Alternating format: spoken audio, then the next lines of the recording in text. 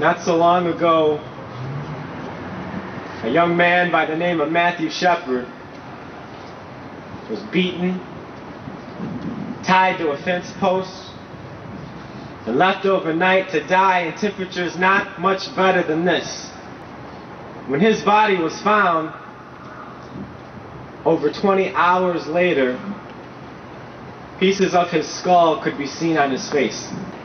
Over the past 3 months, I have received countless emails from young gay and lesbian students in our schools who are being abused. And that abuse ranges from anything from being called faggot and dyke, which I'm sure many of us here have heard, to bottles being thrown at their heads,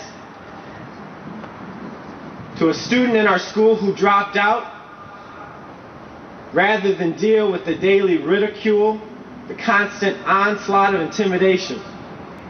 Nowhere in the Bible does Jesus say to love your neighbor unless that neighbor is gay. And perhaps most importantly, nowhere in the Constitution of the United States does it say that all men and all women are created equal unless they're gay. No more exclusion.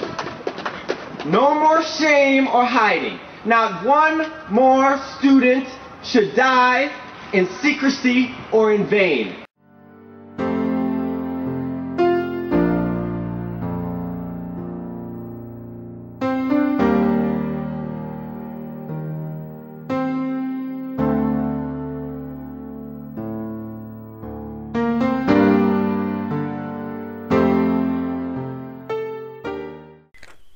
On Saturday, October 17th, a group of area seminarians gathered outside of the Promised Land Church to educate the community about the negative effects of ex-gay reparative therapy. And even though the Center for Disease Control has actually stated that gay reparative therapy increases the rate of suicide in gay, lesbian, and transgendered people, churches still have these programs. A theology student and organizer of this demonstration explains to us how gay reparative therapy did not help him. I spent 8 years trying to change my sexual orientation, using everything from ex-gay therapy to exorcism. It didn't work. And not only did it not work, it caused major depression, anxiety, panic disorder, and even attempted suicide.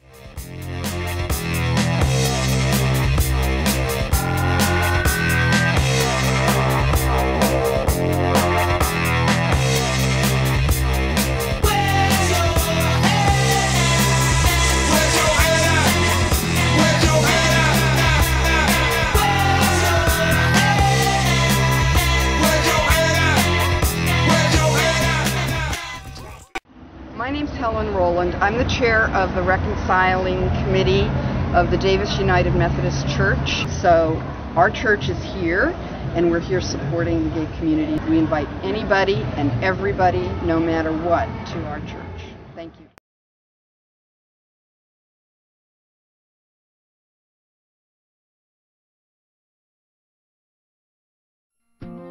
The first lie about the same-sex marriage issue that people tell us is, well, it's always been that way. People in Massachusetts, ahead of us here in New York, understood that just because it had always been that way didn't mean that it had to always be that way. They tell us it's the law. I'm a citizen, and all citizens should have the same rights and protections under the law. That's what America's about.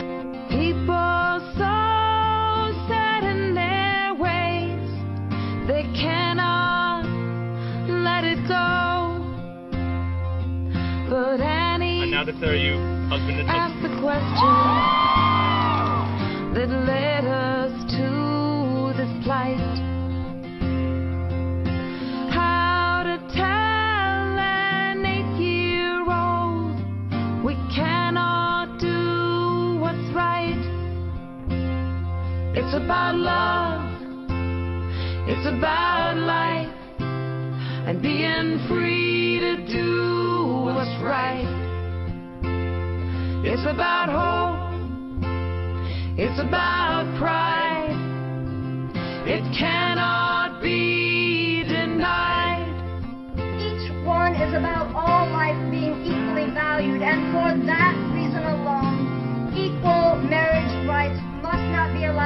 a backseat to any other human rights movement in this country. Politicians are viewed, the judges read the law, deliberated every word till truth was all they saw. Now we're fighting for the integrity of this nation. The papers Our nation, your nation. headlines. They heard from church and state.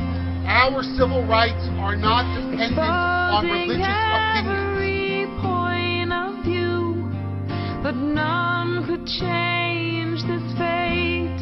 'Cause it's about love, it's about life, and being free to do what's right.